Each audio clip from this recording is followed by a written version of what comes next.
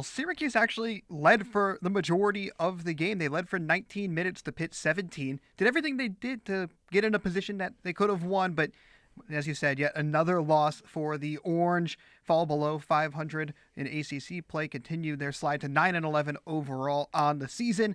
And for Pitt, it was really the guard play that did them in. It certainly was. I mean, Jalen Lowe, he controlled this game in the second half. It was apparent that they had a 1-2 punch. Syracuse has their J.J. Starling. We love him as a scorer. But when he's not on, there's not another guy in the Syracuse team that really steps up to the level that, Ishmael Leggett and, Jalen Lowe can really do. Yeah, another guy that stepped up today, Eddie Lampkin. Look at it. He put up 23 rebounds. It's like Dennis Rodman numbers over there. And we'll talk all about Lampkin, Starling, the Panthers, everyone in between, and have a little fun along the way. So stay with us here on the Double Overtime because it's starting right now.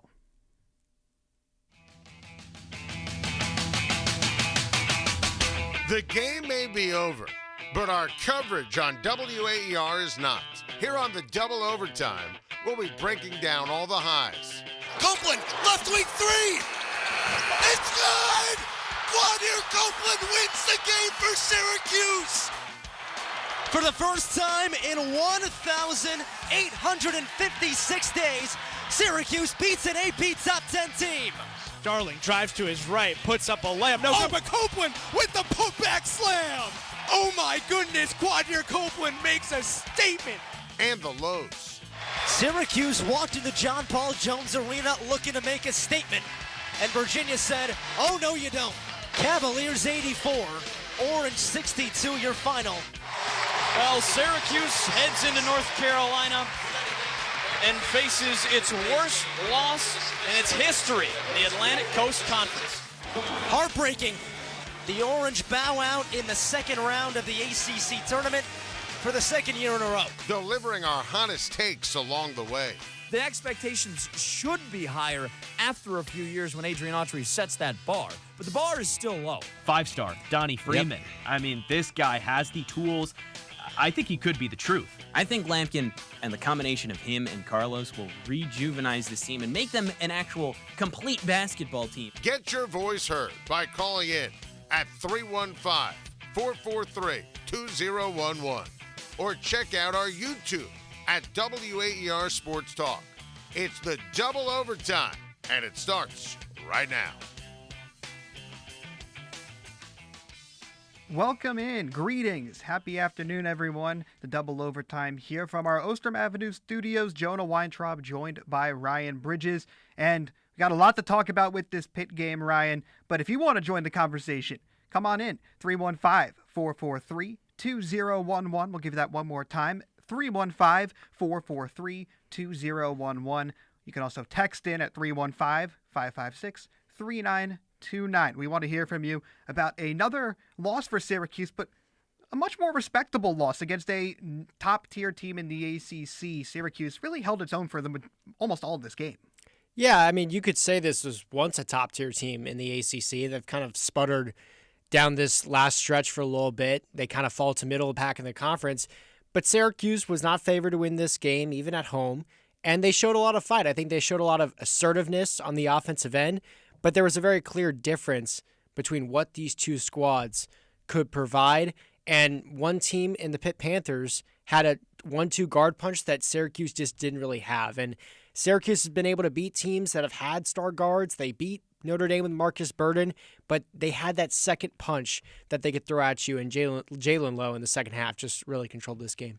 Lowe finished with 22 points, had 6 assists as well, 8 of 19 from the floor, but 17 of his points came after the intermission. So just as you were saying, Ryan, that dominance really stepped up another level in the second half. And that's something that you would expect from a player like Lowe. He's an all ACC caliber guy, and also more so than anything, probably the most NBA ready player on the floor out of all of these guys that were on the court today. Pitt's been a guard factory as of late in terms of NBA products. Bub Carrington with the Wizards. Blake Hinson is with the Warriors right now.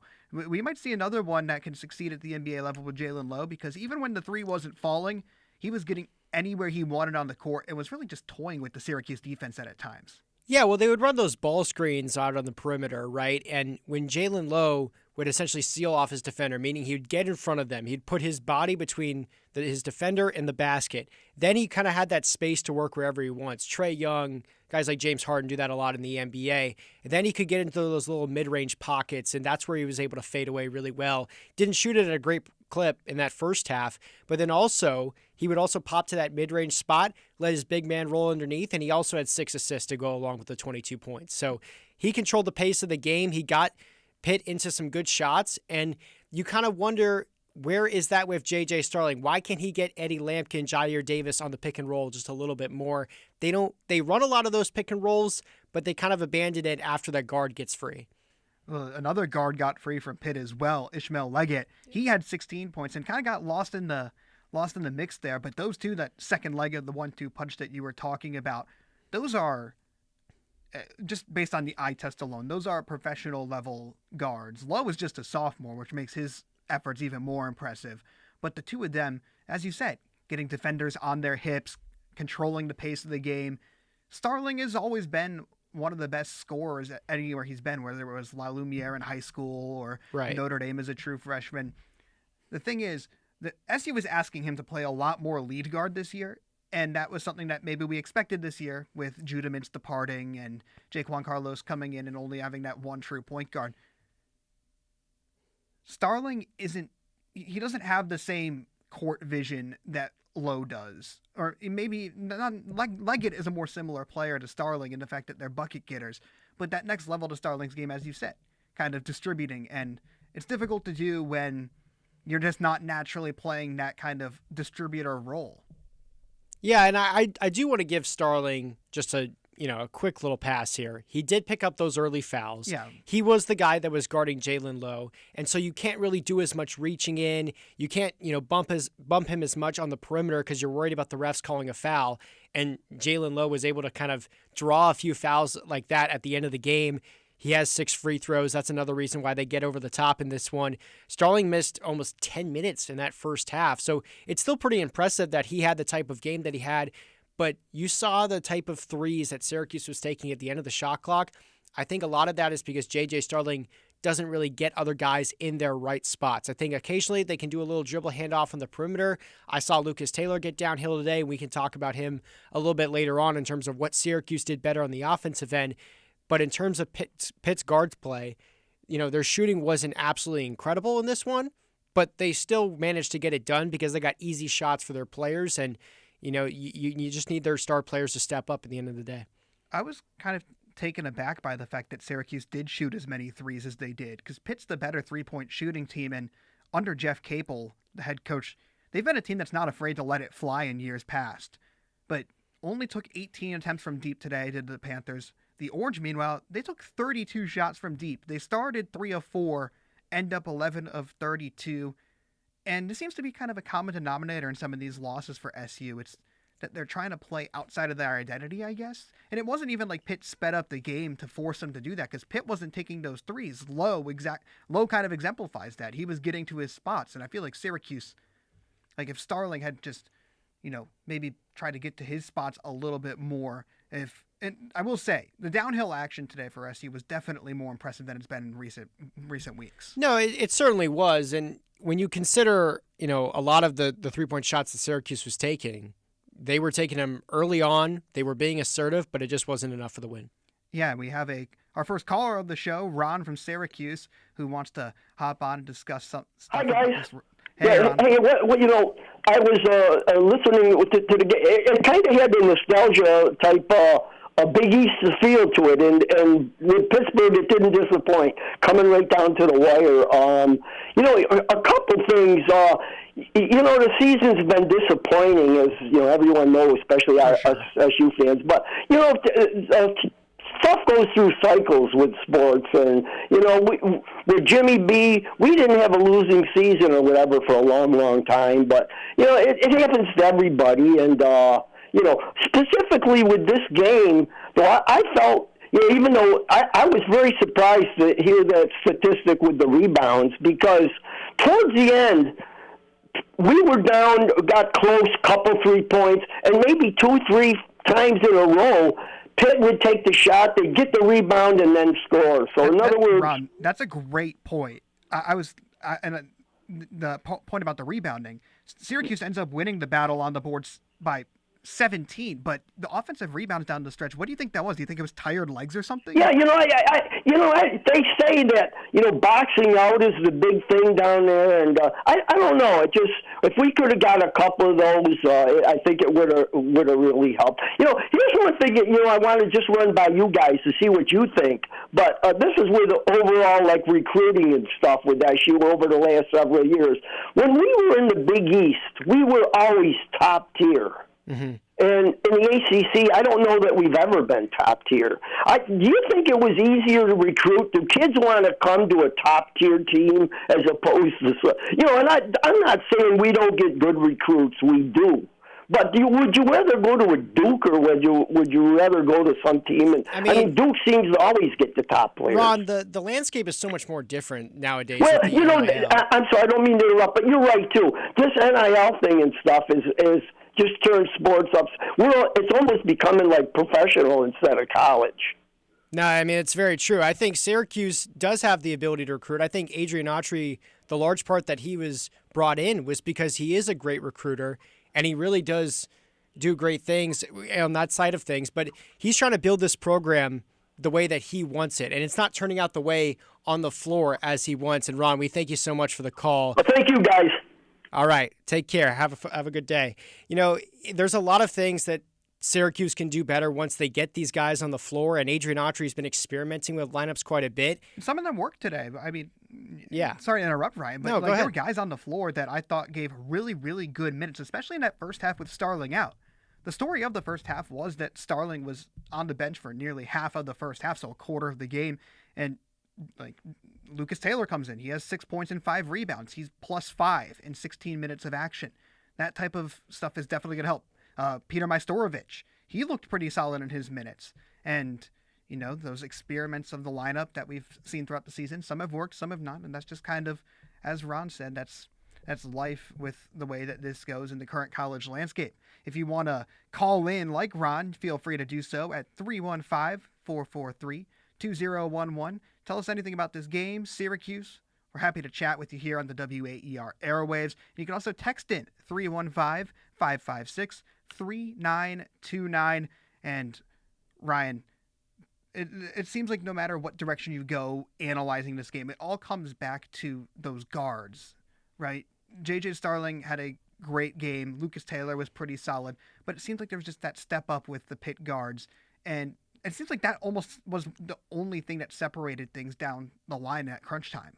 No, it certainly did. And Syracuse doesn't have that great optimal scoring guard to put next to J.J. Starling. I think Lucas Taylor did make some strides in this game. I think you did see him get downhill, put a shoulder into guys, and have it, show ability to really finish. But if you don't have a guard like a Jalen Lowe or like a Chucky Hepburn that can really control the pace of a game, what you need is to have a great inside presence. And I think Eddie Lampkin can occasionally have a good inside presence, but I think the 23 rebounds are more of a factor of where he's positioning himself after a shot goes up rather than where he is when he's got the ball in his hands. I think Eddie Lampkin, and I've said this in the past, but I think he catches the ball a little bit too far out to where he can't really run the offense.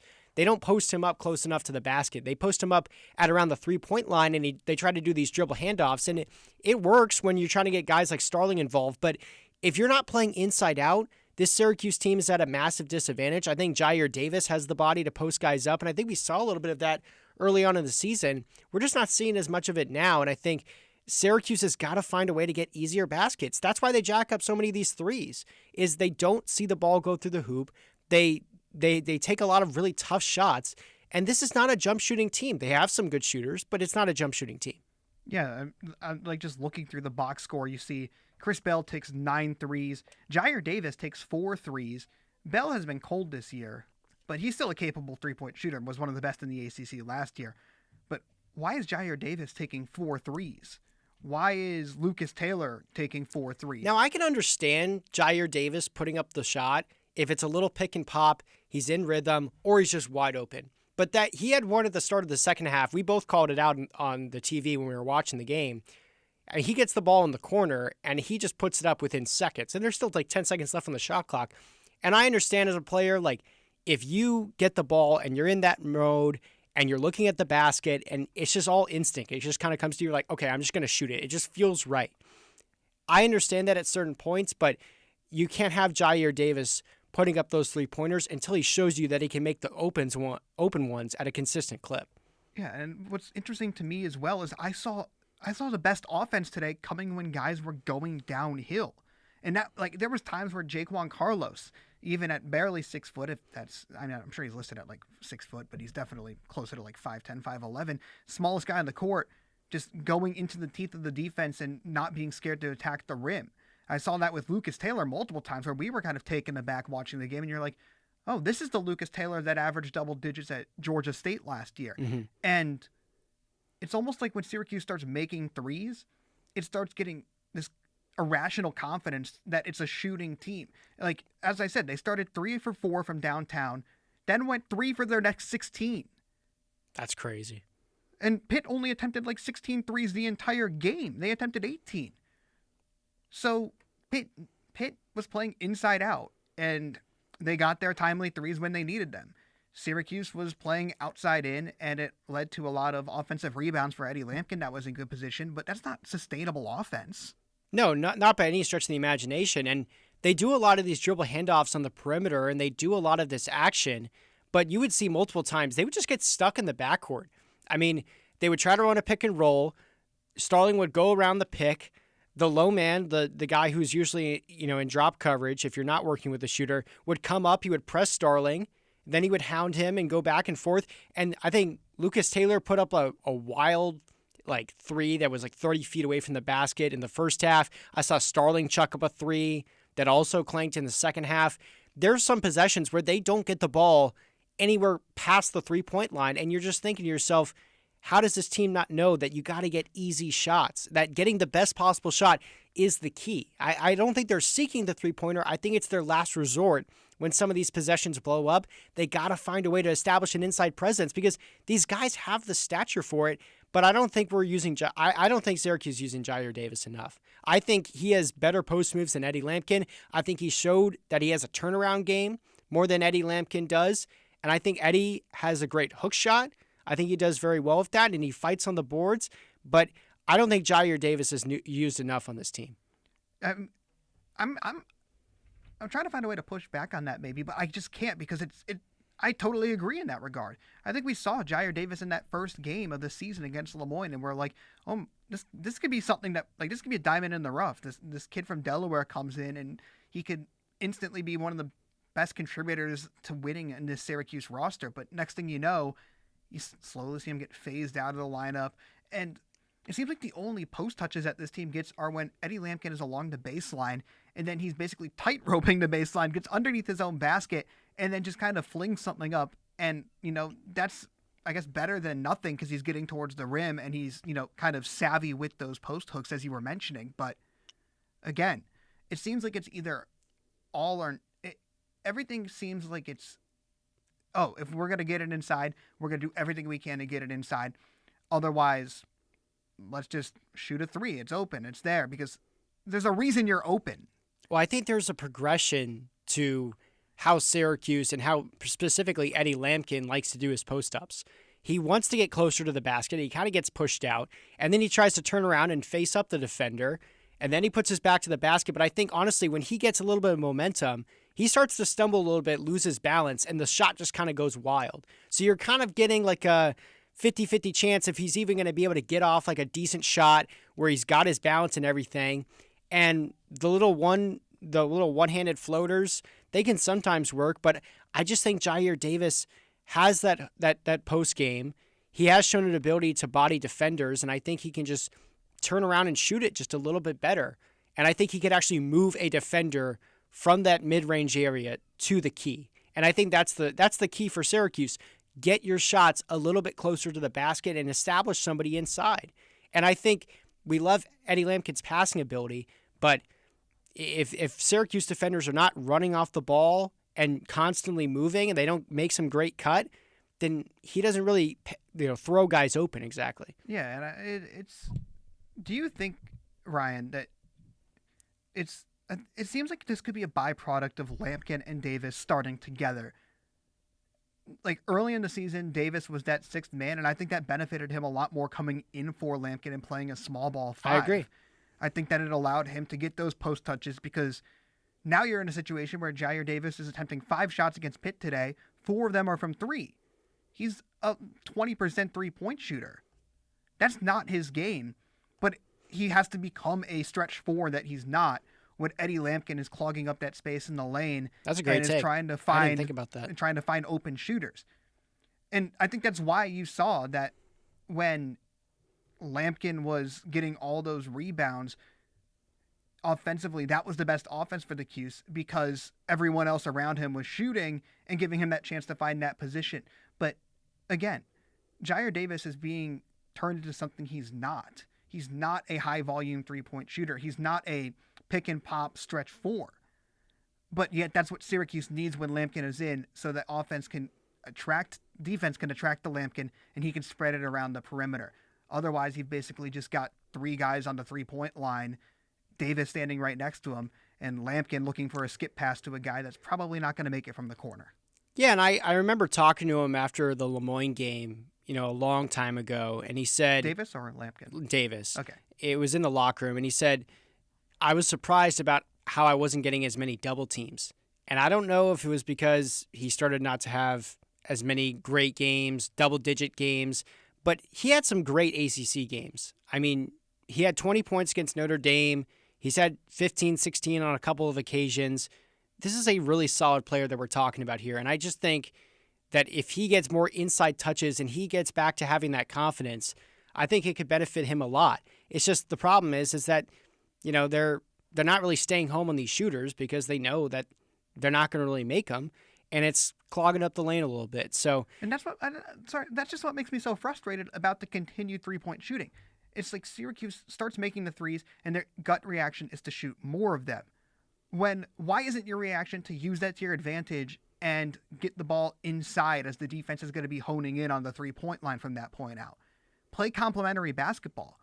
It's like they saw the first couple of threes go through and they're like, oh yeah, we're ripping everything from downtown today. If it's inside Steph Curry range, we're gonna let it fly, and then it becomes predictable. It's a chicken egg situation almost, where it's like which one comes first, the bad 3-point shooting or the inability to go inside. But either way, they don't complement one another, and that's why you get offensive games like this where Syracuse hung in there, but with a couple more makes could have possibly won this ball game. They definitely could have. They could have. They certainly did not come up, the way you would want them to. And I don't know. This was a winnable game for Syracuse. I would say it's encouraging. We're going to talk about that in just a second. But at the same time, the losses keep piling up.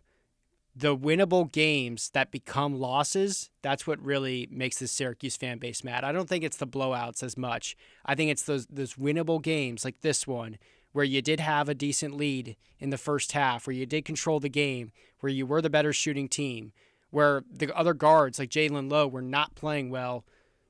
Ishmael Leggett, they were not playing up to par in that first half.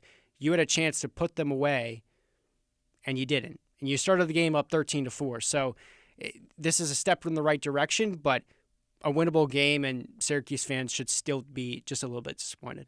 A little disappointed, but possibly a bit more optimistic, less bad taste in your mouth. And we'll talk all about that because this was an improved performance on many fronts. So why not dive into that and kind of dissect what went right for Syracuse? Because at the end of the day, took Pitt down to the wire, and it's a good Pitt team. So stick around here on the double overtime because we've got plenty more to discuss from Syracuse's 77-73 loss to Pitt. At Marketplace, we help you understand what's going on in the economy and why. There is no topic too large or too small, whether it's the housing market, jobs, interest rates, even the prices we are paying at the grocery store. Our independent journalism is critical in helping you connect the dots and getting the context that you need. So, join me, Kai Risdal, every weekday on Marketplace. Weeknights at 6 on 88.3 WAER.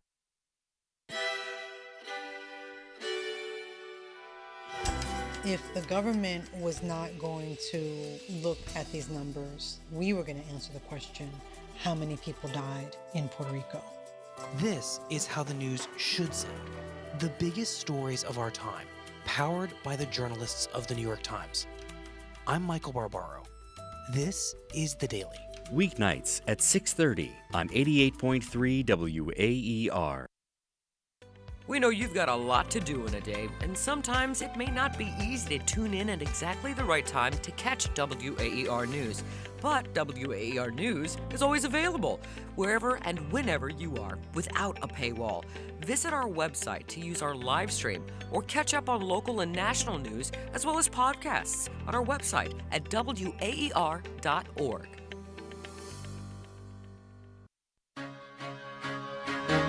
Passing right to Majstorovic. His open triple is true. Pitar with the range. Peter Majstorovic was certainly a big help for Syracuse in this one. We're talking about a lot more bright spots than just that one. Welcome back to the Double Overtime, everyone. I'm Ryan Bridges alongside Jonah Weintraub. We're breaking down Syracuse men's basketball falling to Pittsburgh 77-73 in the Dome this afternoon. Orange dropped to 9-11, now 3-6 in the ACC. Some of those losses been to good teams. This was a winnable one, Jonah. But it was only a winnable one because Syracuse had players that stepped up. Peter Majstorovic did come out, had the most points out of any Syracuse player at halftime. It was only 6, but he was a bright spot in this one. He goes 4 for 5 and played a lot of minutes down the stretch. What did you really see with Majstorovic? Because it's a guy that is a bit taller, can move a little bit faster than a guy like Jair Davis, can't always shoot it very well, but has good slashing ability and fights down low. I thought he probably had one of his best games of the season today. I would argue it was his best game of the season. I mean, based on the box score alone, you could probably come to that conclusion. The 10 points, 5 rebounds, 80% from the field. But the thing that impressed me the most about Majstorovic is that what impressed me today is the stuff that's impressed me all throughout the season, even when he doesn't have the shot falling. And I think it's that he's an energizer on the floor. And I think that he's stepped into that role off the bench as a spark plug. Maybe a usual spark plug is kind of more of a microwave that can get you instant buckets off the bench, and that's not what Pitar is going to do. But that being said, he gives his team tons of juice. He's versatile on defense. He needs to clean up the fouls, and that will be something that he has time to work on. He had 3 fouls today and has had foul trouble going for, or in the past rather. But this is a guy that is versatile, has played at the Pro-Am level in Europe, and has that experience underneath his belt to know what he knows where to be and where to step up for this team, specifically just from a morale standpoint, which in a season as down as this one has been is indispensable. Yeah, a few stats on Majstorovic here today. It was his season high in points. His season high coming into today was 9. He had that against Bucknell.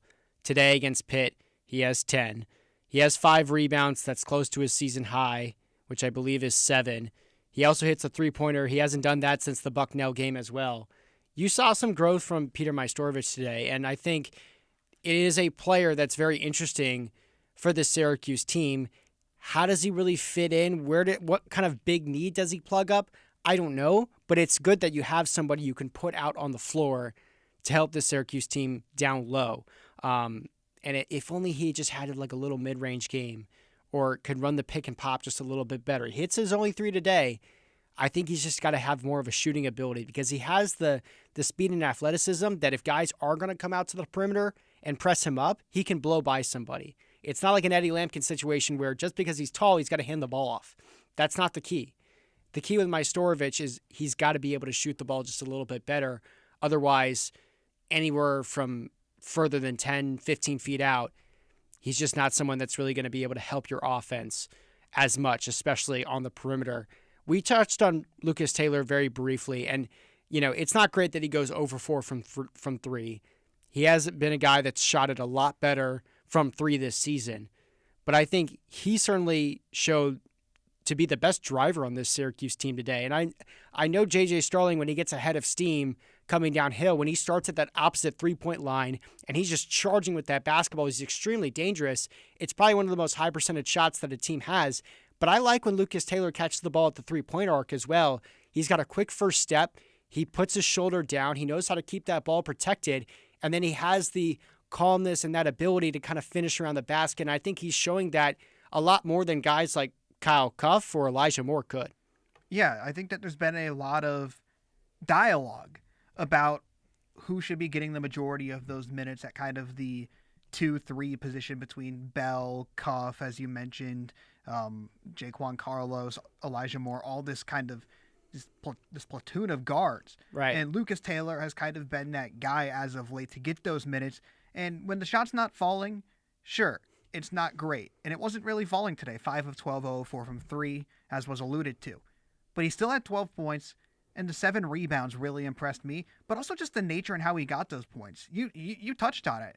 He was getting downhill, but he also has this, not tendency, because it's not a habit, more so than just a move, but his little jump stop that goes into a pivot fadeaway jumper. That's pretty reliable stuff right there. And he hit a big one down the stretch. He just looks more confident with that time on the floor. And all that offense is just a bonus because he's the best defensive guard out of that group as well. So I think Lucas Taylor really deserves his flowers for today's game being as close as it was. He was doing everything he could to slow down Jalen Lowe. You can't stop a guy like that, but you can slow him down, and that's a valiant effort on the part of Lucas Taylor. But more so than anything, just the combination of timely shot making and high energy plays that set himself up to be a really key player in this game. So kudos to him for that. And you can't just box score watch when you talk about players in college basketball. They're going to miss shots. They're going to go into the tank.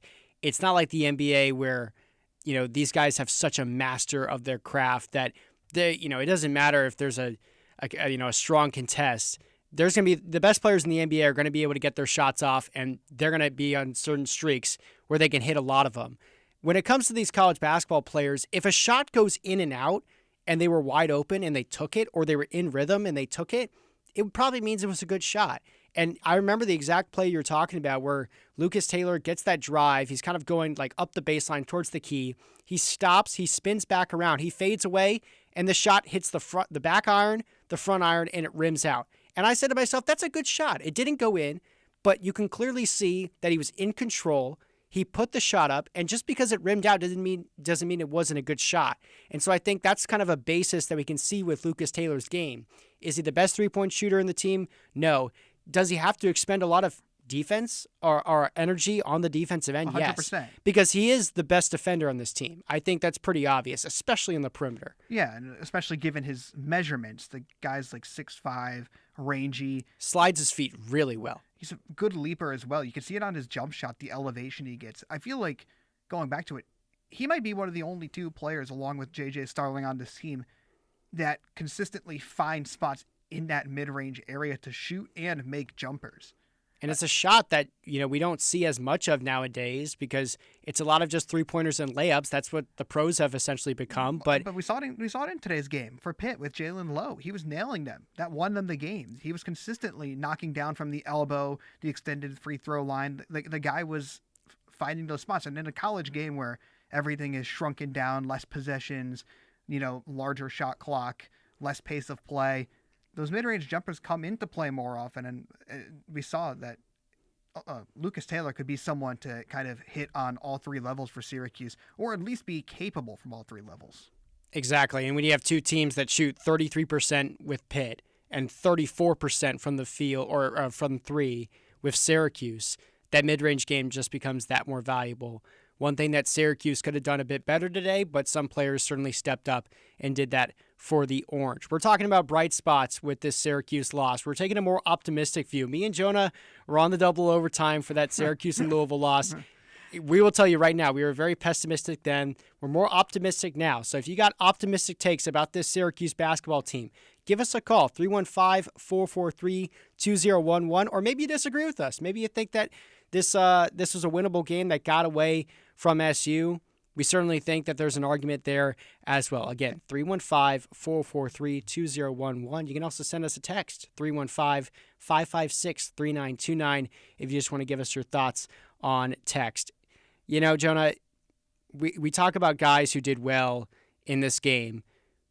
I was certainly encouraged by Chris Bell, at least being able to shoot it off the catch and have a little bit of, comfort. He goes 4 of 9 from downtown. Now, those 4 3-pointers that he made, those are only 4 shots that he made because he goes 4 of 11 overall. But I think, he wasn't as much of a driver in this game, and I would like to see him be a bit more of a driver. He went in towards the end of the game and tried to put one up, and it hit off the back iron. He doesn't really seem very comfortable with it. But I'm comfortable with Chris Bell taking those quick 3-pointers. And if they go in, they go in, and if they don't, they don't. But I just think a guy like this is going to be up and down. He's going to be inconsistent all season. You got to live with some of these results. I don't think he has to be inconsistent. But I think he is. That's the problem. I don't know. We saw it last year. I know that last year is last year. It's a different year. I know it's a different year and there's different trends, but I'm not convinced that Chris Bell just suddenly overnight lost like Calvin Cambridge without his shoes. Just couldn't shoot from downtown. I think that Chris Bell is one of the best 3-point shooters in the ACC from a pure just shooting perspective. The guy's like 6'8", can get his shot off over anyone, has an awesome pump fake. And he has the tools. And a super quick release. The percentages aren't there, but as games like this, and we're talking about the positives, this is what's encouraging.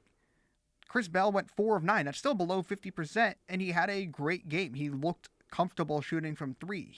And, I think we saw it in the Louisville game that we were covering here at the double overtime where didn't he have 18 points in that one or something like that? Right. And a lot of it was garbage time points, but you see that confidence start to come out. It's just, how can he play well next to guys like J.J. Starling who are going to dominate the basketball? How does he become more active on that? Does he need more backdoor cuts? Does he need to be moving around more? I don't think he shoots that 3 on the run as much, kind of like I would say like a J.J. Redick style 3, like when he was with the Clippers where he would, just run around the arc and catch the ball and just put it up. Like, it's not going to be that type of guy. But if you get him into a set shot and you get him in the triple threat where he can kind of throw you a little jab step, wait to see if you're going to back off a little bit and knock down that shot, I think that's something that's pretty reliable for Syracuse. And he's been in his head a lot throughout this entire year. Those problems, you just have, you can't really fix. But one way to fix them is just knowing what kind of shots that you can take. And I'd rather see him have the confidence and put it up rather than just be a non-factor on offense on the floor. And, we like his size and his ability, but he doesn't provide much on defense either. So I would rather see him have that confidence, go for that shot, and Adrian Autry lives with the results. Well, it seems like we're kind of watching Chris Bell be transformed from last year, basically an every game starter by the end of the season, into now, this microwave off the bench that is supposed to come off the pine, give Syracuse some momentum, make shots. With how bad the Orange are at shooting from deep, I don't know why. I beg the question. Why isn't he starting over Elijah Moore? Especially when Elijah Moore, we saw this in the Louisville game too. He's been starting, but he's been playing sparse minutes. It's like they're giving Elijah Moore starts just to have him in there at the start.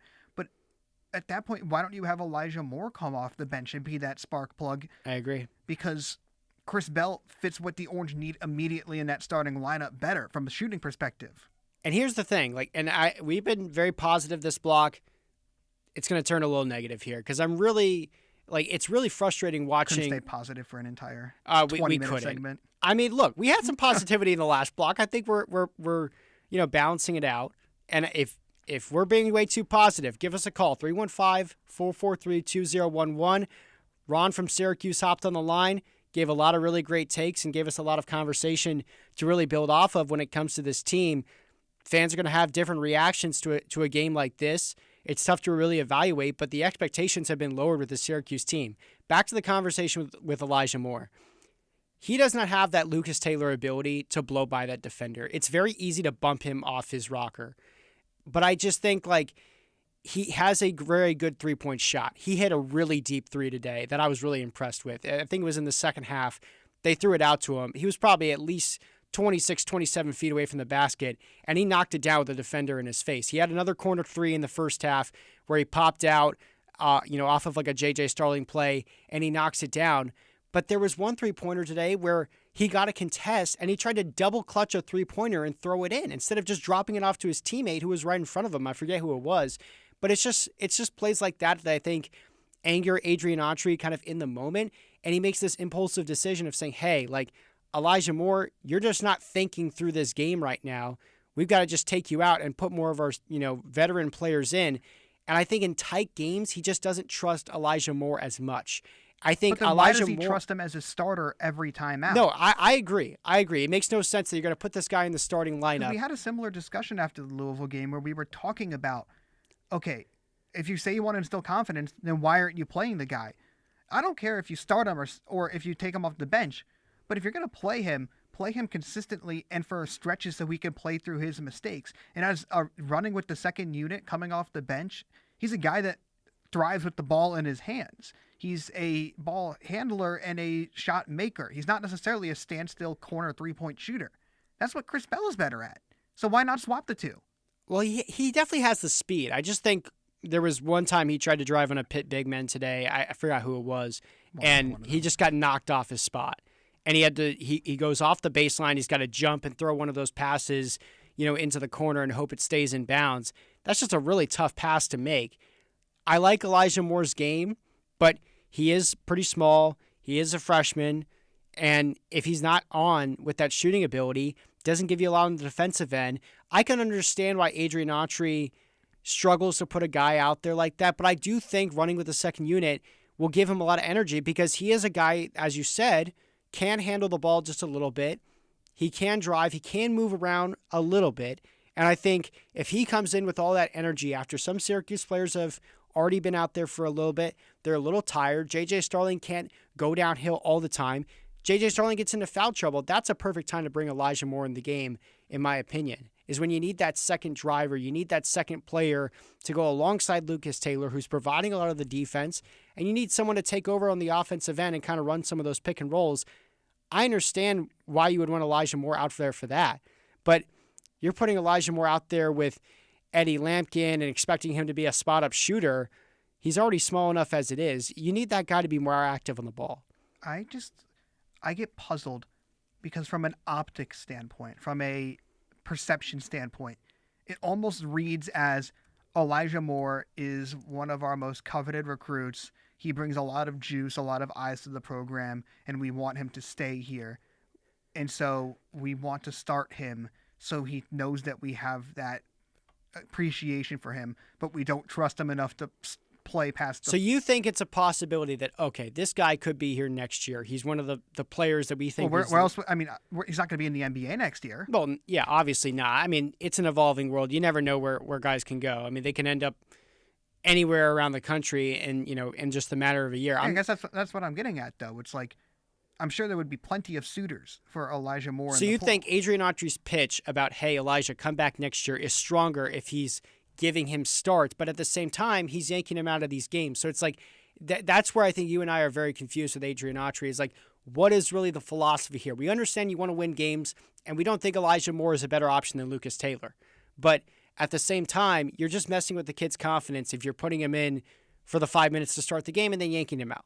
Yeah, that's exactly where I stand. It's the same thing that happened against Louisville. If you want to have him play through mistakes, have him do it against second unit guys. Have him do it 10 minutes into the game so we can see the court from the bench and see the pace of the game and get settled in.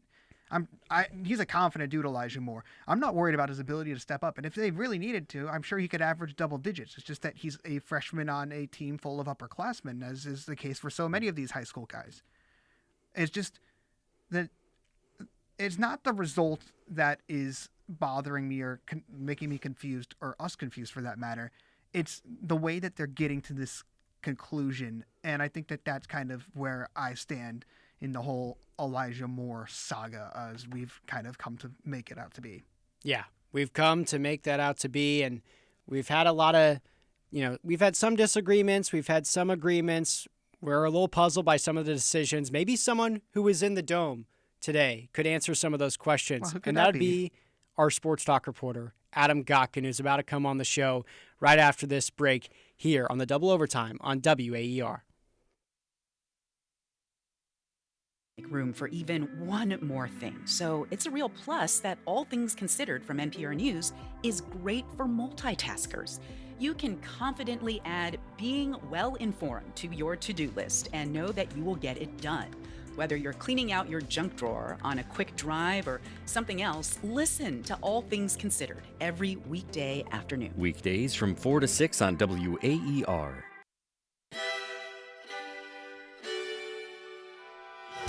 If the government was not going to look at these numbers, we were going to answer the question, how many people died in Puerto Rico? This is how the news should sound. The biggest stories of our time, powered by the journalists of the New York Times. I'm Michael Barbaro. This is The Daily.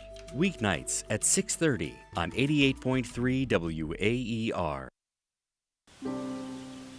Listening to the wings of a monarch butterfly. What a magical thought. They arrive here on the Day of the Dead, which we celebrate here in Mexico, and a lot of the indigenous people believe that it's the souls of their ancestors that are returning, and it's very spiritual. That's On Point with me, Meghna Chakrabarty. From 7 to 8 on WAER, your local NPR station from the Newhouse School at Syracuse University.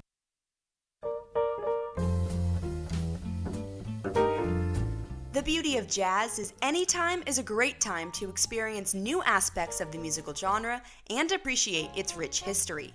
WAER's HD2 channel is a dedicated source for jazz music 24 hours a day. Available to stream at WAER.org or on your HD radio. WAER, your local NPR station from Syracuse University. Right hand dribble down the right alley. And he's rejected at the rim by Jalen Lowe. He's doing it all. Left to right push for him. Right hand dribble into the body of Davis. Slips it up with the left. Busts the foul.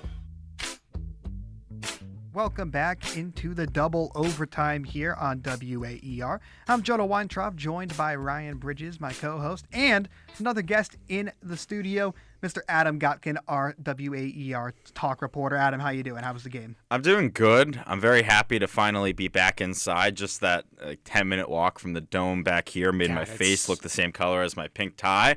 But it's nice to be back inside. The game itself, you know, it was a good one. It was a good game. In terms of like a late January college basketball game, it was like good. It's not what it should be up here in Syracuse. There were so many empty seats in the lower bowl. The tops were completely empty. I think the first time that anyone really made noise was with 5 minutes to go. But you know that's I feel like what's just to be expected at this point with how the season has gone. The fan base obviously is not very bought in, and I think down the stretch this team kind of proved why the fan base isn't bought in. The fan base isn't bought in, but if you want to call in and join our conversation here on WAER, you can do so at 315-443-2011. Also, text line 315-556-3929. Would love to have a fourth or maybe fifth, sixth person join in on this conversation. The more the merrier. The more the merrier, exactly. But let's go to our third guest now, or I guess our first guest, third member. But Adam, what was the post-game press conference kind of like after the fact? Because obviously this was kind of, a better loss for sake of saying it. I don't even know how you put it. A better loss for Syracuse than the past ones have been, but a loss is still a loss. Yeah, I think first off, post-game pressers with Autry are always really interesting. He seems to forget a lot of things that happened during the game, and that might just be how his brain works. A lot of coaches work differently. Some remember every little second. If you said, what happened with 10 minutes and 30 seconds to go in the second half, they can say exactly what happened. With him, he struggles a little bit. He looks down. So his press conferences are always a little bit interesting to be in. He's reacting on the fly, basically. Yeah, absolutely. This one, he was very defeated. The second that Autry walked in there, he was head down. He almost sounded a little bit more sad than just frustrated. Like you could tell that this is a game that he knew his team could have won, a game that with how this season has gone, his team needed to win, and they didn't get it done. And it was very interesting. Out of everything that you could blame it on, rebounding was the one that he kept harping on. rebounding, toughness, intensity, especially when it came down to the big moments. He did not think that the rebounding was where it needed to be. And at the end of the day, that was his reason of why Syracuse lost. It was what happened on the boards, which, I mean, when you look at the stats, is surprising. But let's stay here. He said that the stats aren't necessarily always a great, descriptor of how the game went down. I think that's a little bit fair. But, yeah, I mean, for all the blame to be on rebounding is a little bit surprising for sure. I mean, Pitt does have some bigger players. Syracuse wins the rebounding battle 46-31. Eddie Lampkin with 23 of the 46 rebounds for Syracuse. 48-31. 48-31, excuse me. 23 rebounds. To make the margin even bigger. Yeah, exactly. So he has almost half the rebounds of the entire team. So does he think that, or maybe we don't know what he thinks, but do you think that a lot of that is from Eddie Lampkin kind of catching his own rebound as he's trying to fight and put the ball back up on the glass, and that's why he has 23 at the end of the game? He was fighting out there, but they weren't getting those 50-50 balls exactly. Is that the key? A lot of it was he named players by name going down the list of like JJ didn't fly in and get one that he could have. Jair didn't fly in and get one that he could have, which I think was a part of it, was that the team wasn't necessarily helping, which is a lot of the issues that you saw last year of just a pure lack of team rebounding. I think with Lampkin, it's interesting. You mentioned the part of him, getting his own rebound, missing, getting it back again. They had 4 less second chance points than offensive rebounds as a team. So that does play a factor into it, I think, of the fact that there's so many rebounds, but they didn't really do much off of it. And also, Eddie Lampkin is such a big guy, and especially on defense, he is under the basket most of the time. It's not that often that he's defending out to the perimeter, and if he is, you're in trouble because someone's going to blow right past him. So a lot of the balls go right to him. He kind of understands that. He knows he's good at it. I think a lot of Dennis Rodman on The Last Dance, of where there was the whole thing of like, when the ball hits here, I know to be here. Ball hits here, I know to be here. Eddie Lampkin's played so much basketball. He knows where to be. He's always there, which I think is why he always has so many rebounds. But rebounds as a number don't win you games. Pitt still had 38 points in the paint. They still had 16 second chance points. Same amount as Syracuse. Exactly. Same amount of second chance points with 11 less offensive rebounds. Even though Syracuse had so many more rebounds, it didn't necessarily result in the team playing better. I said that last night on Sports Tonight. We had this exact conversation where I said Eddie Lampkin may numbers-wise be good, but as a team, it doesn't necessarily help. And that's what we saw today. Numbers-wise, it was unbelievable. A top 10 rebounding game in program history, but it didn't matter. You're saying that he's filling a void based off the way that Syracuse plays, but it's not that extra step. They need someone else to step up. He's got to do that while someone else like Lucas Taylor, Kyle Cuff is also pouring in and contributing. Jair Davis is working in more post moves, and he's also scoring the basketball. Are you saying that whether the team plays great, whether the team plays bad, Eddie Lampkin's still going to be around this number? That's not what's going to change the impact of the game. Basically, and what I said last night on Sports Night is the way that Lampkin plays does make things more difficult for everyone else. Sure. Because he's less athletic. Well, we were talking about that too. We were talking about how it directly impacts Jair Davis, where he has to become kind of a stretch 4. Exactly. Davis can't be down low because Lampkin's already there. So it makes it more difficult for everyone else for sure. And I think that's absolutely a big factor in it. It's so much harder for the rest of the team to rebound when Eddie Lampkin is down there, and that's all he's doing. We brought up his name real quickly. We both said that Jair Davis is underutilized as just a post player. He has a much better turnaround shot than Eddie Lampkin. We saw him kind of early part of the year, Lemoyne, Colgate. He's backing down defenders. I feel like he has the ability to take a defender from that mid-range, body him down low into the key, and get off a good shot. Do you agree with that? I think the only thing that keeps me away from saying it is you said that he did it against your Lemoynes and Colgates, and it's what he did last year at Delaware and why he was so good. I don't know if he has enough trust in himself to do that against your good 4s and bigs in the ACC. Okay. Of when the talent gets so much greater on the opposition, I don't know if he necessarily has that same confidence that he can go inside. I mean, 4 3-pointers today for Davis.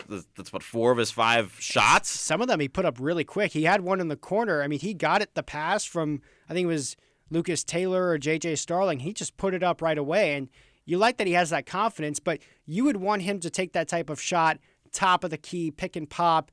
he gets open, no one guards him. It's kind of like a miscommunication, or he's just flat out wide open. That's the type of shot that you want him taking. You don't want him taking those things in the corner. That's a Chris Bell, type of shot right there. Yeah. Well, I mean, as a team, they shot a bunch of threes today. They shot the most threes all season. And they were going in early, but they just did not go in late. Yeah, they didn't. And I think that, this is a little bit of a different conversation, but we're kind of shifting towards it. Mm-hmm. The amount of threes that Syracuse made in this game, you can't make that many threes and still lose with how the team has been this year. When you are on fire, when Chris Bell makes 4, when J.J. Starling makes a couple threes, when Elijah Moore makes 2, you can't afford to lose that game because it's not that often. You guys were talking about Chris Bell's inconsistencies a minute ago. It's not that often that he's going to make 4 threes in a game, and it's not that often that when he makes 4 threes, Elijah Moore's also going to make 2. Like, you have to take advantage of that, and the fact that Syracuse didn't, I think, is what's so frustrating. You guys were being very positive a moment ago. Coming out of this game, was negative because I thought Pitt played horrible. I thought this is a game that you have to win. You have to take advantage of it, especially on your own home floor. You got to win a game like this. You mentioned the three-point shooting. They did only shoot 11-32. That's 34%. That's not bad. It's not bad, and it's especially not bad for Syracuse's standard. But I don't think we should be here talking about this like Syracuse was red hot from 3. I don't think Syracuse played that well either. You mentioned like the rebounding battle, and even especially in crunch time, what Autry mentioned. Down the stretch, it seemed like the rebounds were just all falling to Pitt. There was like multiple that were just like, I think Damian Dunn got one where he was wide open underneath the basket.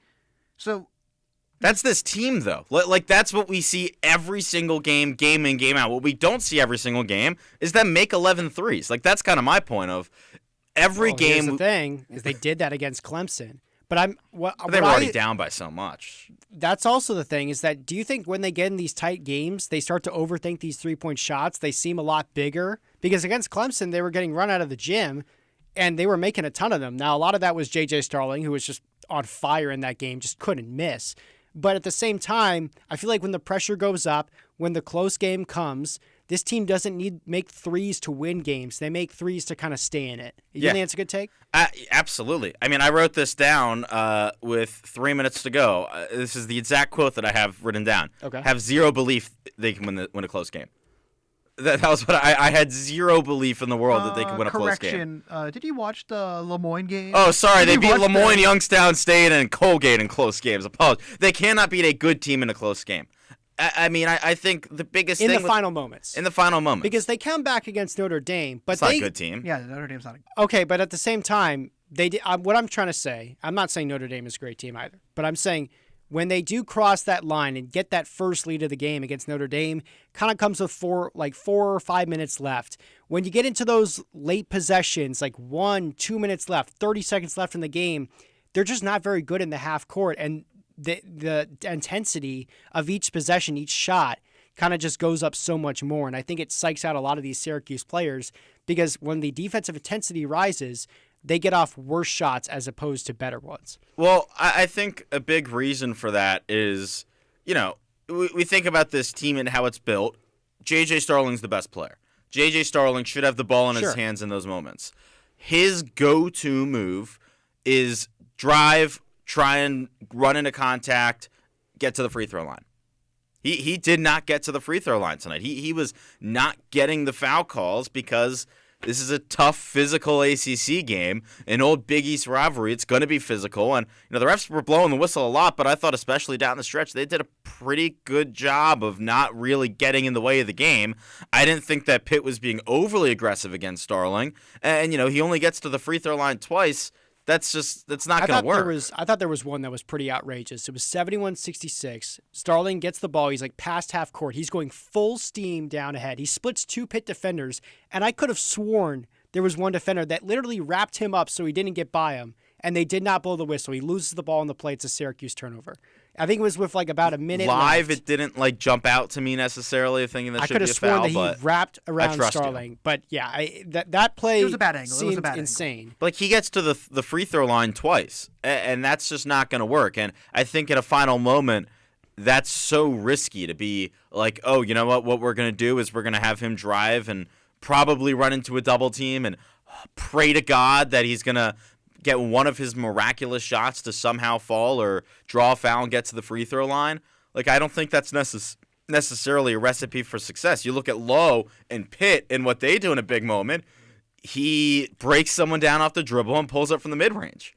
Yeah. I think that's so much more effective than running into a crowd of people. Right. He gets into that mid-range pocket. He kind of, seals off the defender a little bit with his body, and then he has room to roam. And then if the pick and roll is open, he'll throw that. But then he also has that nice mid-range. And Sterling has that mid-range, but I think they got to work that two-man game a little bit better. They never hit that roll man as much as I think they should. I don't – well, I think it's difficult because you don't really see it that often. I mean, how often in those last-second moments are we seeing this team run a set play? Well, when are we ever seeing them run a set play? Yeah, exactly. Well, it's just a lot of two-man games, so I'm just saying it's a variation of that. Instead of having these dribble handoffs, have Eddie Lampkin set that screen and then roll to the basket. I'm just saying they run the two-man game all the time. I see it happen 3 times a possession on the perimeter all the time. But is it a two-man game with the intention of running something, or is it a two-man game with the, oh, I'm standing around, let me go set a screen and just let JJ do something with it? I'm saying the intention can change. I'm saying that's what has to change. Right now, they don't have the intention. They just say, okay, JJ, this can be another opportunity for you to get off on the perimeter and kind of get an open shot. Well, I guess that just kind of reads to me as, okay, we have no offensive organization. Let's just have people run around and do everything they can to get JJ enough separation so that he can do something. And I think that, Adam, that's why you were mentioning you can't make 11 threes against this team and lose when Pitt plays as badly as they did today. Because I don't think it's as much about when is Syracuse going to hit 11 threes again. It's when is Syracuse going to get 32 looks and have a chance to even make some of them again, right? Yeah. I didn't think that of those 32 threes they took, I didn't think a lot of them were bad shots. No, I think they got a lot of good shots and they just didn't make them. But that's been the story of the season. It has been. That's just what this team is. And I don't think there's any reason to believe it's going to change. That's the thing is you guys are like, well, they should do this off a two-man. They should give it to the roller. Yeah, they should. Absolutely they should. Why aren't they? I don't know. Absolutely they should do these things, but they're not. And it's frustrating. It's really frustrating to watch. And, I mean, social media is not a fun place to be right now when you're talking Syracuse. There's our last 2 comments on our WAR Sports Talk Twitter are coaching is trash and fire red from Cuse Man Dan.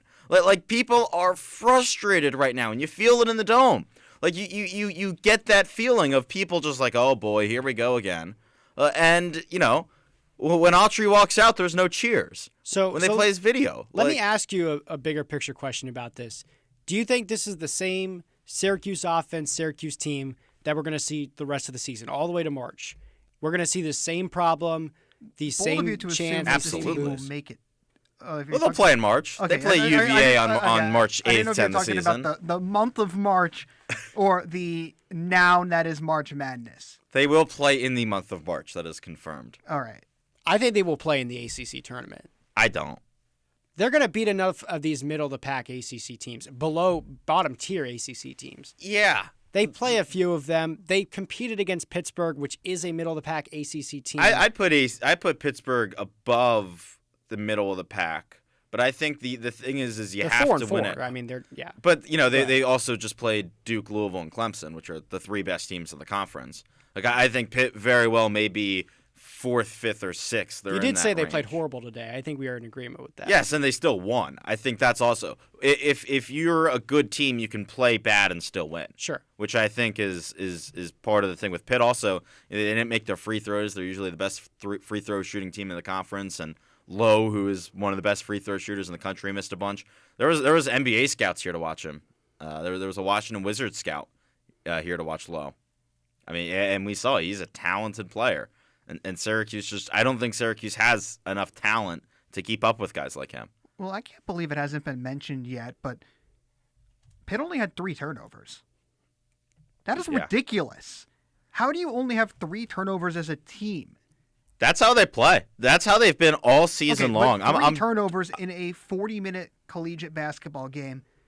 Yeah. That's is that not indicative of the fact that Syracuse was just not getting any pressure whatsoever? Like, make things uncomfortable at a bare minimum. They don't have great perimeter defenders. I mean, what are Elijah Moore and Kyle Cuff going to do to bother a ball handler? Well, Kyle Cuff Absolutely is nothing. supposed to be one of the better perimeter defenders on this team. And then when J.J. Starling picks up 2 fouls and he's out of the game for 10 minutes, like, you have no pressure on the perimeter. Yeah, at all. I think a big part of the issue is you say there when Starling goes out, then there's so much pressure on these other guys. There's so much more pressure on Kyle Cuff, on Jaquan Carlos, on it has to be these guys, and that's just like not who they are. I thought they played well without Starling in that first half. They did. They did. They held on, but again, I think a good part of that was the fact that Pitt shot 30% from the field in the first half and 20% from 3. Like, I think that was a lot of Pitt beating itself up. And I think that's where the frustration comes from Adrian Autry, was the fact that they did start this game up 13-4. They had Pitt playing bad. And I think the frustration with him came in the first half. I think he really thinks they should have been winning by double digits going into the halftime break. And I think you can certainly make the argument about that, because as that half went on, you started to see the clanks. What's the stat? They started 3 for 4 from 3, and then what happened? Then went 3 for their next 16. That was it. I think that was the game right there. As soon as you let Pitt back in the game, you combine that with the fact that, Adam has said this entire time that Syracuse struggles down the stretch. They go into these half-court, high-pressure situations. They can't make shots. Syracuse has to build a bigger lead against these teams. That's how you get guys involved. That's how you get guys in rhythm. You put them in a close game with a gritty ACC team that has more size and more talented guards who share the ball. It's a recipe for disaster. I at halftime, this is an exact tweet that I sent out. This is a part of it. Quote, Pitt won't shoot 33% from the field in the second half. Like Syracuse had to be up by double digits at halftime, I think, to have a chance to win. Like that's a big part of the issue, is that they don't take advantage of other teams' mistakes, and they don't timely take advantage of those mistakes. I also thought Starling picking up that second foul really hurt them. Yes, they played well without him, but imagine if he played. There, yeah. Imagine if J.J. Starling is able to play in the final 10 minutes of that first half, and this team can go up by 10, and then you know what? Yeah, Pitt's probably going to play better in the second half, but you have that cushion. And you didn't have that because Starling picks up a second foul. Yeah, just another example of Syracuse's woes this season as they fall to Pittsburgh 77-73 at the Dome. Syracuse now 9-11 on the season, 3-6 in ACC play. Jonah Weintraub, Ryan Bridges, and Adam Gotkin here on the double overtime on WAER FM Syracuse. You can call in at 315-443-2011 to share any thoughts. But Adam, just getting some final thoughts from you. This game down the stretch is really where Pitt kind of separated itself on the offensive glass specifically, but then, just coming up with the right plays, no turnovers. What was your kind of read on that situation? Was there ever any, did you have any hope that Syracuse could have pulled off something a little bit miraculous down the stretch, or were you just like, this is just if not, it's a matter of when, not if? Yeah, no, I had no hope at all. I mean, you might be a more pessimistic guy just in general. But here's the thing. I'm usually not that pessimistic. I'm very optimistic when you prove to me that there's a reason to be optimistic. Best example in the world, my Washington Commanders right now, my God, playing the NFC Championship tomorrow, and I have never any worries that things are going to go wrong because I have full belief in the coaching staff and in the best player that they're going to get it done. So I can be optimistic in a sports team. I don't have that optimism right now when it comes to Syracuse. It's not going to age poorly. It's going to age great because they're going to win 38-34 tomorrow. That was my prediction. I think that is a peek, though, into the window of a Syracuse fan's mind right now, is until Adrian Autry proves that he can lead this team to wins. And a lot of people point to 20 wins in your first year, and that's great.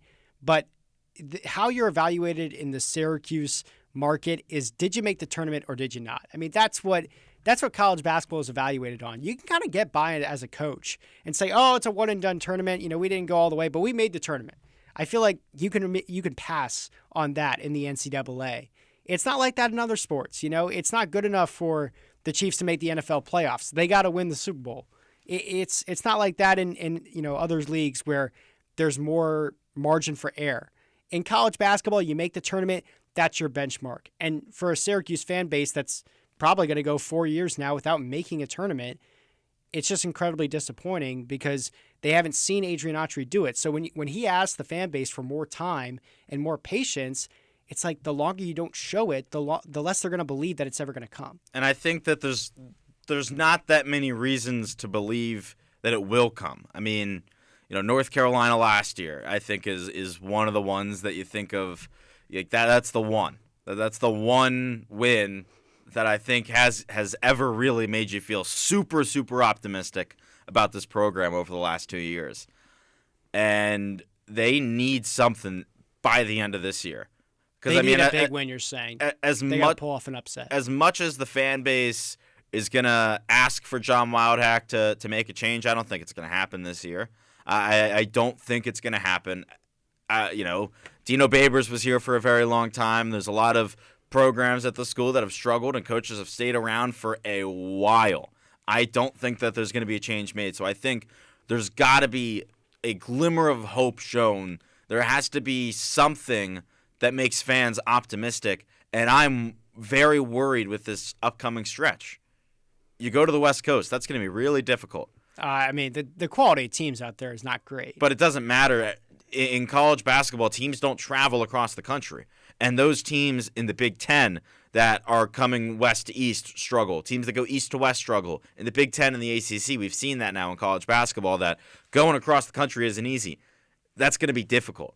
And then you host Duke. That's going to be really hard as well. I think that we're heading towards this being a 5-game skid. And then things can go downhill from there because you're already on a downward angle. Like, I think there's got to be some sense of optimism at some point, which is why I thought today would have been important. It could have been today. It could have been today because Pitt's a good team. Pitt's a team that I don't think is going to make the NCAA tournament, but they're on the bubble. They're going to be a bubble team. They're going to be a bubble team. Today, it could have very well been a loss that spoiled Pitt's season. It could have been, and it would have been a good win. It probably, I don't have it up. It would have been a quad 2 win. It would have been a quad 2 with Pitt, but just outside of quad 1. They're number 32 in the net. They would have needed to be number 30. And Syracuse still doesn't have a quad 1 or a quad 2 win this season. What is their best win this season? Their best win this season is Notre Dame. I believe at home is a quad 3. BC on the road, maybe, just because the road versus home. I have it pulled up right here. So it's probably Notre Dame at home or Georgia Georgia Tech maybe at home. They don't have a good win though. Notre Dame, Boston College, Georgia Tech are all quad 3, as is Cornell. But Cornell's quad 3? Yeah, they're 143 in the country. Shout out Big Red, Central New York basketball. How about it?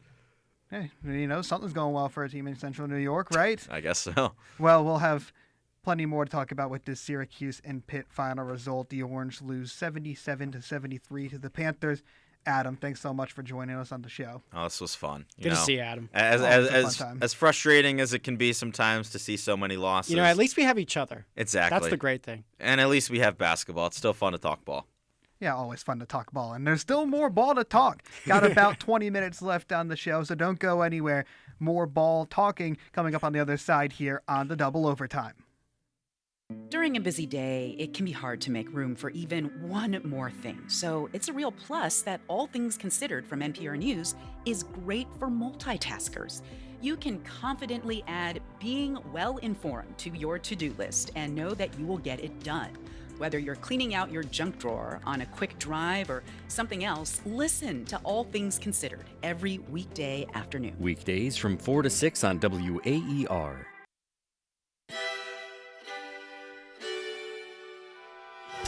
If the government was not going to look at these numbers, we were going to answer the question, how many people died in Puerto Rico?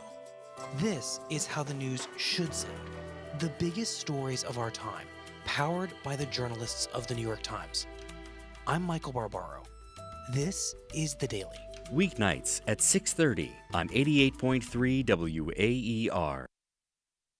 We know you've got a lot to do in a day, and sometimes it may not be easy to tune in at exactly the right time to catch WAER news.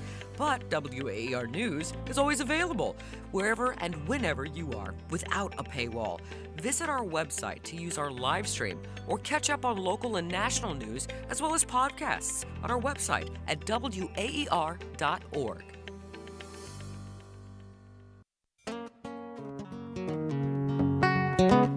Bumping into Diaz. Graham bumps again. Lose it for a second. Kick out more. Three-pointer. Oh, yeah. From way downtown. In the face of Zach Austin. Heading down the stretch here in the double overtime, Ryan Bridges and Jonah Weintraub breaking down Syracuse's nail-biting loss to Pittsburgh. They fall 77-73 on this Saturday afternoon. We've been hyper-analyzing this game constantly. We've been poring over every player, every situation. We just brought on our sports talk reporter, Adam Gotkin, gave us a lot of great insight. We're going to play a little game here, kind of put the mind at ease. Maybe this might take a little bit more thinking. I'm going to certainly enjoy it. It's going to be the Syracuse Free Association game. It's a psychological technique where one person names something and the other person says the first words that come to mind. And it's a way of, analyzing someone's subconscious, especially when it comes to the Syracuse team. So our producer, Alex, is going to give us some Syracuse terms, and we'll say the first thing that pops into our head to see how we really feel about this team. Alex, start us off. So the first term, and I'm going to need one-word answers from both of you guys as quick as possible, then explain them. The first term I want you guys to react to is Adrian Autry. Ooh. Yeah, you go first. Impatience. For me, it's impatience. I think that's what this fan base is feeling, and with every passing game and the same result, impatience. Mine's just along a similar line. I think discomfort is the word that comes to mind. There's a lot of kind of insecurity around this team from the fan base, as you were mentioning, Ryan, and it just kind of seems like it's trickled into the psyche of this team, and a little bit with Autry as well, where everyone feels a little bit uncomfortable. Things are getting a little antsy. Yeah, things are getting a little anxious. So the next term is another important part of the team, J.J. Starling. Oh, man. It's the one word that's tripping me up. It's actually 2 words. I'll say hero. I think he's having to play the hero on this team. He tried to do it at Clemson. I mean, he was hitting every shot, going left, going right, three-pointers, mid-ranges, layups. He's doing everything. He's being the Judah Mintz this year, and there's no J.J. Starling-like player from last year that's helping him along. He's the hero. Yeah, I'm going to go trying. He's trying.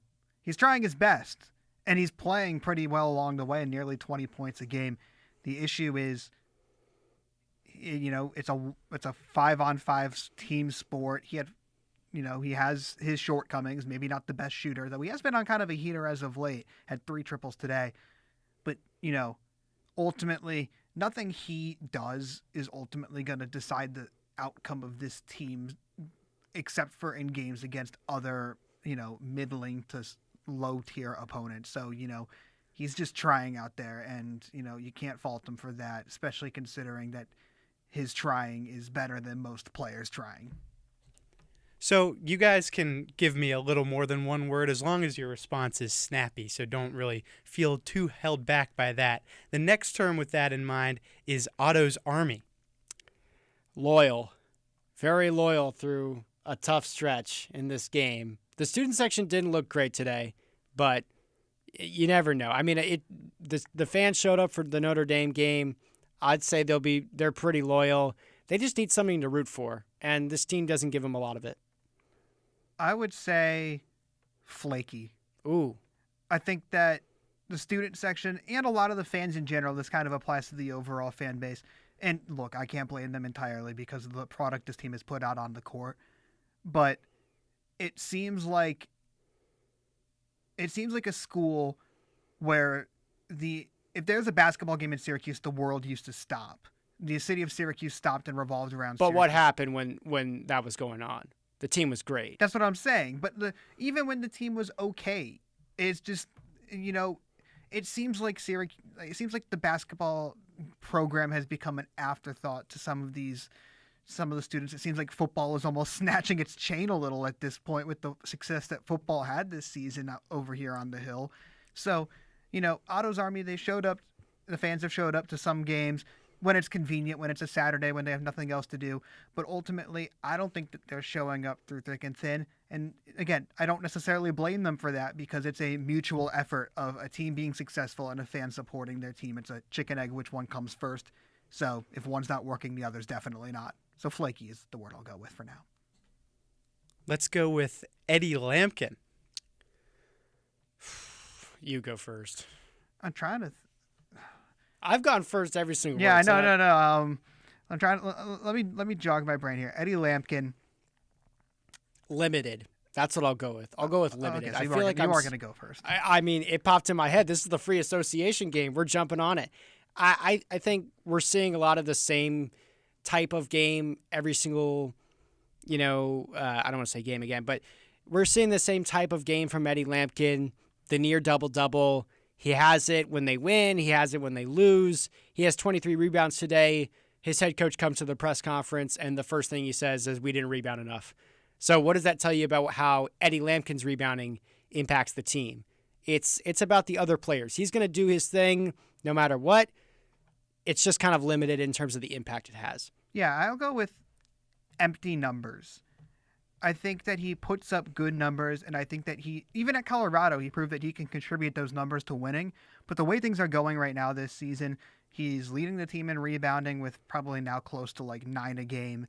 But the truth of the matter is that, Andre Drummond for the Pistons was like getting 20 rebounds almost every single week when he was in like Detroit for a couple of years in the 2010s. And they didn't win a lot. And, yeah, those Pistons teams didn't win anything. So, you can have good games in the box score, but if it doesn't actually translate to winning, if, Lampkin is, as you said, limited defensively, not a shot blocker, not really someone who's going to be a brooding presence in the paint on defense, gets caught in drop coverage.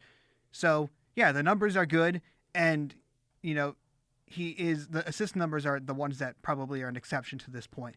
But a lot of the stuff that he's been doing, especially today, where he has 23 rebounds, but Syracuse still can't get a single defensive rebound down the stretch, it reads a lot like empty stats. Sure. Last one. This season of Syracuse men's basketball. Bad. Failure. Okay. Failure. I mean, this is the roster that Adrian Autry was saying was the one that he wanted to bring in.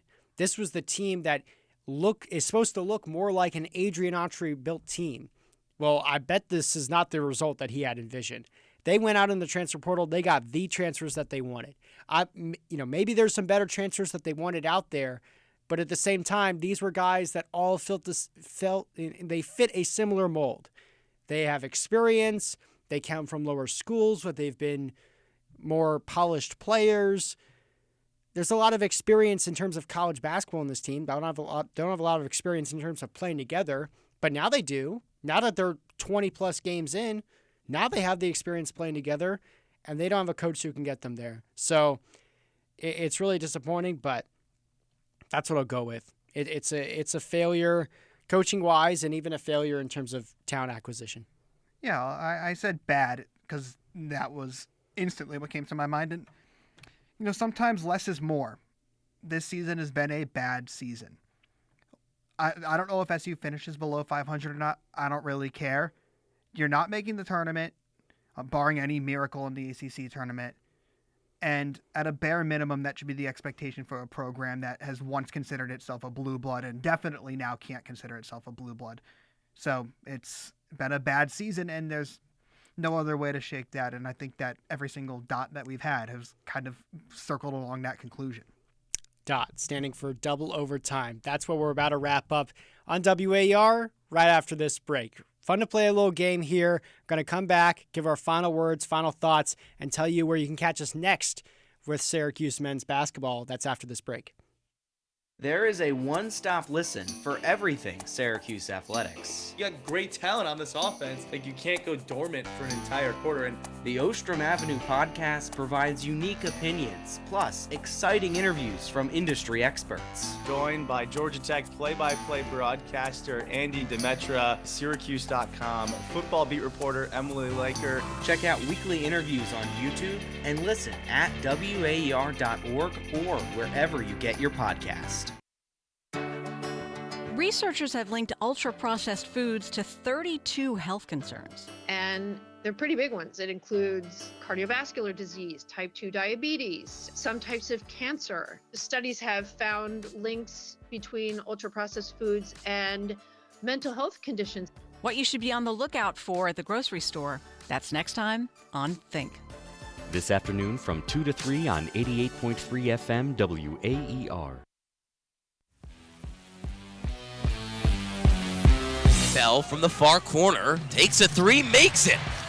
Big for Chris Bell. Been an up and down season for the junior. He makes his first triple of the game.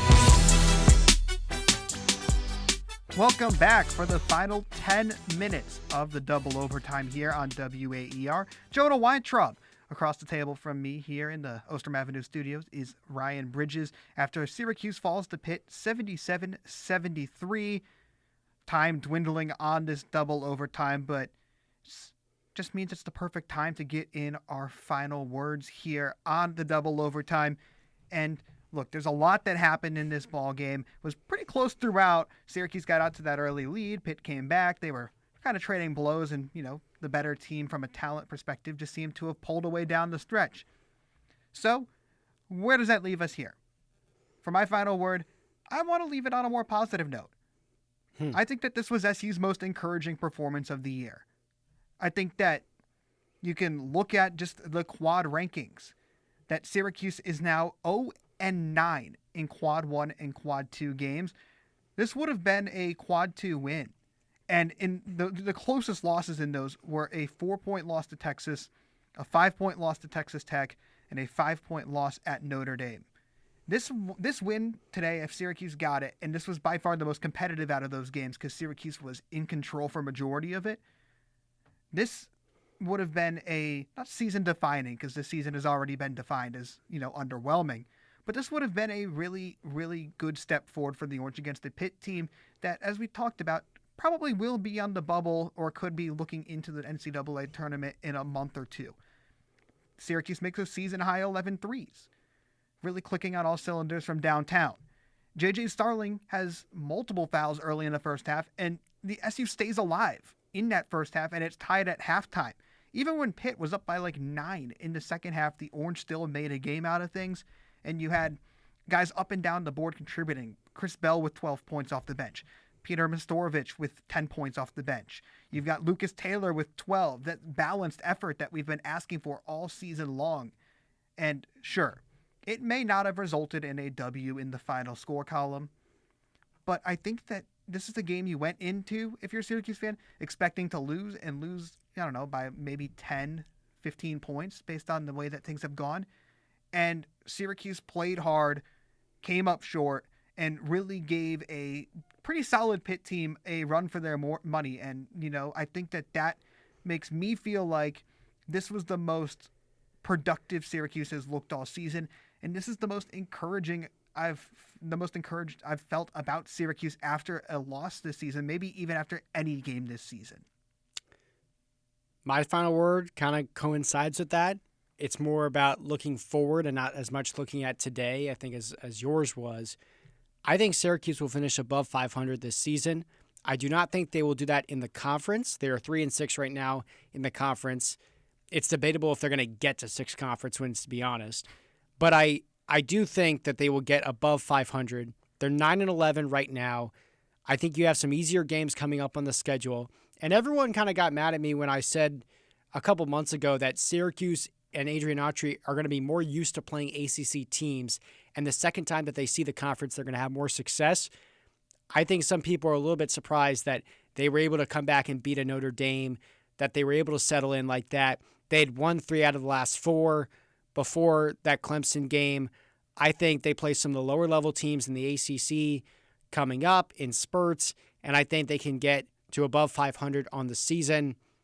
Maybe call it I don't know the total number of games, but maybe like a 16-15, 17-15 type of season for Syracuse. I think they will get the wins that they need to get, and they can potentially pull an upset later in the year once these guys continue to gel, continue to play more often, and maybe Adrian Autry can just strike it rich one time, because this was an improvement today. I mean, we are in agreement with that. This was an improvement.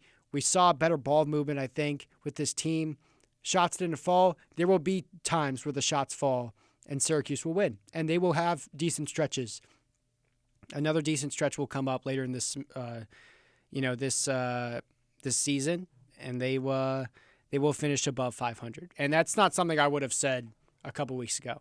So, yeah, but an encouraging sign for Syracuse nonetheless. Yeah, you hate to cherry pick for silver linings, but with the way that this season has gone, after some of the massive losses to Louisville, Clemson, Maryland, it feels nice to see them play a near full 40 minutes of basketball against an okay Power 5 team and hold their own. Yes, Syracuse played pretty dang good. Pitt played pretty dang bad, but none of that matters. As you know, I think we discussed it when we were after the Louisville game.